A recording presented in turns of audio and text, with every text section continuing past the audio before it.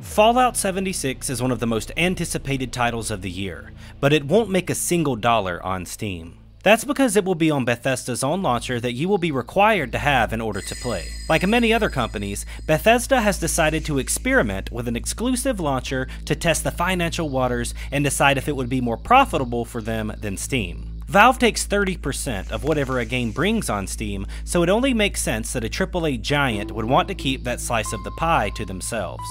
After all, it isn't the first time. Looking at my computer right now, I have Steam, Battle.net, Uplay, Origin, Epic Launcher, shh, don't tell anyone, and Battlestate Games Launcher installed on my computer. Most of those, except for Steam, are to play one single game. If I want to play Destiny 2, I have to go through Battle.net. If I want to play State of Decay 2, I have to go through the Microsoft Store. If I want to play Escape from Tarkov, I have to use Battlestate. If I want to play Fortnite,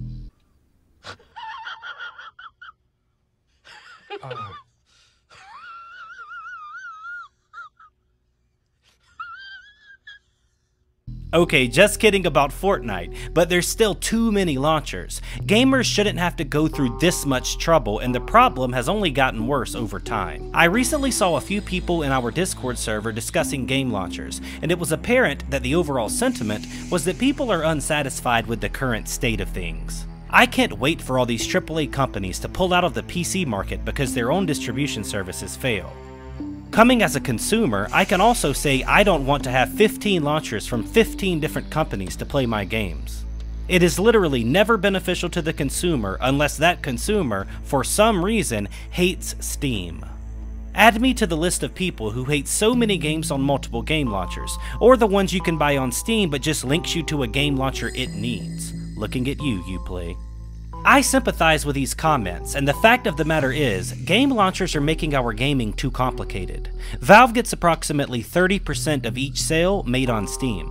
A lot of games are free to play, so that doesn't mean they're taking 30% of every single sale, but they are definitely making plenty of money. Let's look at the Sega lawsuit from 2013, for example. As reported by Eurogamer, there were 20,755 pre-orders for COH2 registered through Steam from September 2012 to 24th January 2013. That generated a revenue of $1,345,301.29. But, as is standard, Valve takes a 30% cut of Steam sales, leaving publishers and developers with 70%, in this case, $941,000. So, basically, Steam made almost $500,000 on a little over 20,000 pre-orders. Now imagine how much money they are making in total. It's very lucrative to say the least, and Ubisoft and EA, unsurprisingly, wanted to make that money for themselves. Their solution was to have their own launchers and stores that sought to emulate what Steam offered. But the problem is that they never considered the impact that it would have on the consumer. They have made us jump through hoops to play our games. We have to install something else on our PC, create an account, and sign into multiple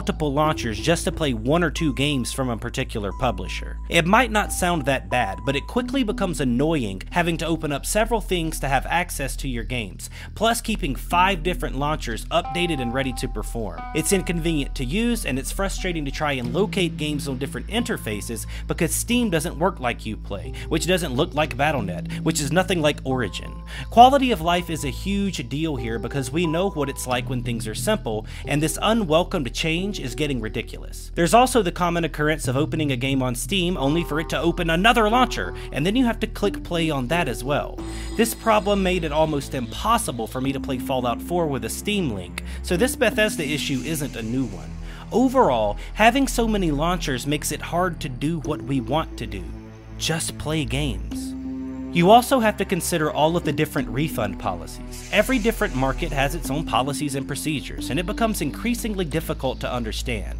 I tried to refund a game in the Nintendo store because I had played it less than an hour, but I couldn't. I'm not surprised because Nintendo, but I am accustomed to Steam's 2-hour rule, and then I'm having to use something else, and I don't know what their rules are, and I have to know the policies of what seems like 20 different launchers, and after a while, I just want to have everything in one place, where it belongs. The next thing I know, my computer is running on one leg because all these launchers are everywhere, opening, updating, downloading, and before long it's like game launchers have turned into pop-ups, spamming you, forcing you to be a part of the chaos because you just want to play. It gets even worse when you finally get in the game and realize that you don't even have half of your Steam frames added on this particular launcher. So now you're trading back and forth tags and hashtag username 394859 just to be able to join each other's party. It also makes it difficult to find people to play with if you're looking to get deeply involved in a particular community. We host game nights on our Discord server every Tuesday and Saturday, and there's been several times when it's difficult to get everyone added and joined up because of this problem. It separates friends and it separates gamers, neither of which are acceptable. While a lot of these services give you the same games, just through their own system, if you want to play every major AAA release, you need to have no less than 6 different launchers installed: Origin, Uplay, Battle.net, Steam, Windows Store, and now Beth.net. It enforces console-esque exclusivity, and it's a nagging pain in the side of PC gamers. That only scratches the surface. The alternatives to Steam are nearly endless at this point. Humble Bundle, Itch, Lutris, Desora, Play Night, and a plethora of other services now exist to segregate the community further just to get their hands on as much money as possible. That doesn't include standalones like Mojang for Minecraft, Cloud Imperium for Star Citizen, Tail Wars for Mount and Blade, or any of the many MMO launchers. The number of game launchers has been on a slippery slope for quite a few years now, and it's only picking up momentum more as time goes on. So yeah, Fallout 76 won't be on Steam. Will you still play it, or has this problem gone too far? Let me know what you think down below. If you enjoyed this video, share it. It's the only way we will grow in this jungle called YouTube. I hope you have a great day, and I'll see you guys on the next one.